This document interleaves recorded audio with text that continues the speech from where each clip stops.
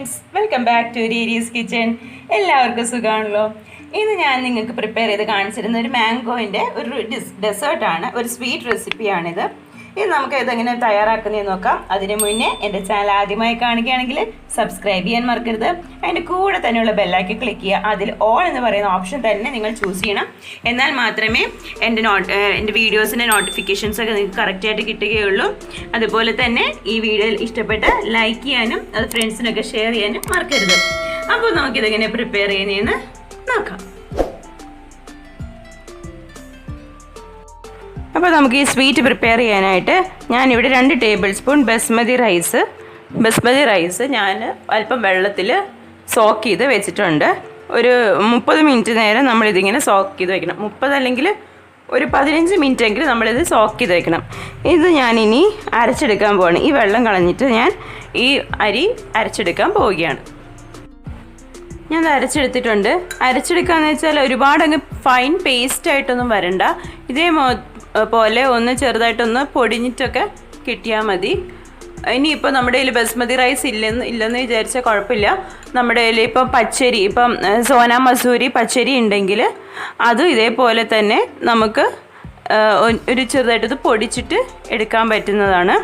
ഈ ബസ്മതി റൈസ് ചേർക്കുന്നത് വെച്ചാൽ അതിൻ്റെ ഒരു സ്മെല്ലും അതിൻ്റെ ഒരു പ്രത്യേക ടേസ്റ്റും ഒക്കെ കിട്ടാൻ വേണ്ടിയിട്ടാണ് നമ്മൾ ബസ്മതി റൈസ് ചേർത്ത് കൊടുക്കുന്നത്, ഇതിങ്ങനെ പൊടിച്ചിട്ടെടുക്കുന്നത്. അപ്പോൾ ഇങ്ങനെ അരിഞ്ഞ് കിട്ടിയാൽ മതി. അപ്പോൾ ഇനി നമുക്ക് ബാക്കിയുള്ള പ്രിപ്പയർ ചെയ്യാം. സ്വീറ്റ് പ്രിപ്പയർ ചെയ്യാനായിട്ട് ഞാനിവിടെ ഒരു സോസ് പാൻ വെച്ചിട്ടുണ്ട്. ഇനി ഇതിലേക്ക് ഞാൻ ഒരു 2 കപ്പ് പാല് ചേർത്ത് കൊടുക്കുകയാണ്.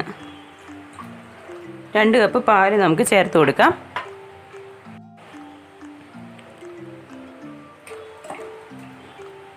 ഇനി നമുക്ക് പാലൊന്ന് തിളപ്പിക്കാം.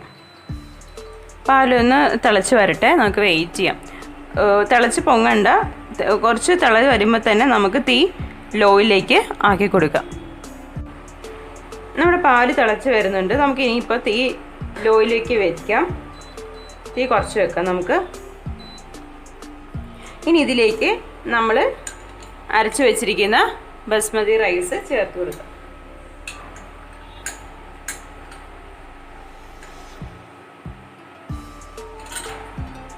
ഇത് നല്ലോണം ഒന്ന് ഇളക്കി കൊടുക്കുക. ഇനിയിപ്പോൾ ഈ റൈസ് ഒന്ന് കുക്കായിട്ട് കിട്ടണം. ഈ പാല് കിടന്നിട്ട് റൈസ് കുക്കാണ്. അതുകൊണ്ട് തന്നെ നമ്മൾ ലോ ഫ്ലെയിമിൽ വെച്ചിട്ട് വേണം ഇത് ചെയ്യാനായിട്ട്. നമ്മൾ ആ അരച്ച അരിയും കൂടി ഇട്ട് കൊടുത്തിട്ടുണ്ട്. അപ്പോൾ ഇതിങ്ങനെ കുറച്ച് പാലിങ്ങനെ തിക്കായിട്ട് വരണം. അതായത് നമ്മുടെ ആ ഇട്ട് കൊടുത്ത അരിയുടെ ആ പേസ്റ്റില്ലേ, അത് നല്ലോണം ഒന്ന് കുക്കായിട്ട് വരണം. അരി ഒന്ന് കുക്കായി വരണം. നമ്മൾ ഈ പാലടയൊക്കെ തയ്യാറാക്കുമ്പോൾ അട വേവണ്ടേ, അതേപോലെ കിടക്കും ഇതിങ്ങനെ, കണ്ടാലറിയാം. അപ്പോൾ ഇതൊന്ന് വെന്ത് കിട്ടണം, നല്ലോണം ഒന്ന് വെന്ത് വരണം. ആ സമയം നമ്മുടെ പാല് തിക്കായിട്ട് വരികയും ചെയ്യും. അപ്പോൾ ഇത് വേവുന്ന വരെയാണ് നമ്മളിത് നോക്കേണ്ടത്. ഇത് വെന്തതിന് ശേഷം നമുക്ക് ബാക്കിയുള്ള പഞ്ചസാരയെല്ലാം ആഡ് ചെയ്ത് കൊടുക്കാം. നമുക്കിതിലേക്ക് ആവശ്യത്തിനുള്ള പഞ്ചസാര ചേർത്ത് കൊടുക്കാം. ഞാനിവിടെ ഒരു 3 ടേബിൾ സ്പൂൺ പഞ്ചസാര എടുത്തിട്ടുണ്ട്. കൂടുതൽ വേണമെന്നുണ്ടെങ്കിൽ നമുക്ക് കൂടുതൽ ചേർത്ത് കൊടുക്കാവുന്നതേ ഉള്ളൂ.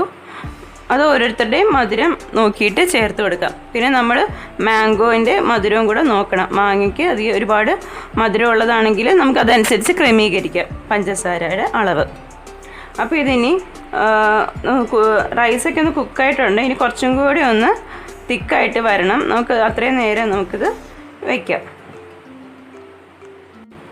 ഇതിലേക്ക് ഞാനൊരു 1/4 ടീസ്പൂൺ ഏലക്കപ്പൊടി ചേർത്ത് കൊടുക്കുകയാണ്. ഈ ബസ്മതി റൈസിൻ്റെയും ഏലക്കപ്പൊടിയുടെയൊക്കെ ഒരു സ്മെല്ല്, നല്ലൊരു സ്മെല്ലായിരിക്കും നമുക്കിത് തയ്യാറാക്കുമ്പോൾ തന്നെ നമുക്ക് കിട്ടുന്നത്. ഇതിലേക്ക് ഞാനൊരു നുള്ള് മഞ്ഞൾപ്പൊടി ചേർത്ത് കൊടുക്കുകയാണ്. ഒരു നുള്ള് മതി, ചെറുതായിട്ടൊന്ന് കളറൊന്ന് മാറി കിട്ടാനാണ്. ചെറിയൊരു ഷെയ്ഡ് മതി. മധുരം വേണമെന്നുണ്ടെങ്കിൽ കൂടുതൽ ചേർത്ത് കൊടുക്കാം. നമ്മുടെ ഇവിടെ റൈസ് എല്ലാം കുക്കായിട്ടുണ്ട്, നമ്മുടെ ഇത് തയ്യാറായിട്ടുണ്ട്. ഞാൻ ഇതിൽ നിന്ന് ഒരല്പം എടുത്ത് മാറ്റി വെച്ചിട്ടുണ്ട്. ഒരല്പം ഞാൻ എടുത്ത് വേറൊരു ബൗളിലേക്ക് മാറ്റി വെച്ചിട്ടുണ്ട്. ഇനി നമ്മുടെ ഇത് സ്റ്റൗ ഓഫ് ചെയ്ത് ഞാൻ ബാക്കിയുള്ള പാലിൻ്റെ മിക്സിലേക്ക് ഞാൻ നമ്മുടെ മാങ്ങയുടെ പൾപ്പ് ചേർത്ത് കൊടുക്കുകയാണ്.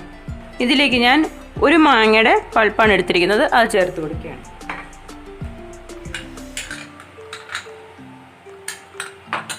എന്നിട്ട് നമുക്ക് നല്ലപോലെ ഒന്ന് മിക്സ് ചെയ്യാം.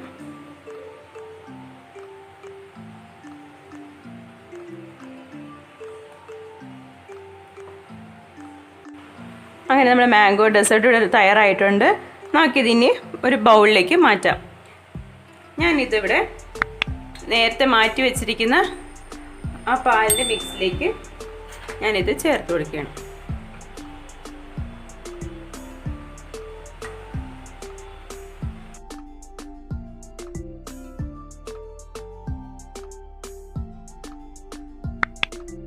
അപ്പോൾ നമ്മുടെ മാംഗോ ഡെസേർട്ട് ഇവിടെ തയ്യാറായിട്ടുണ്ട്.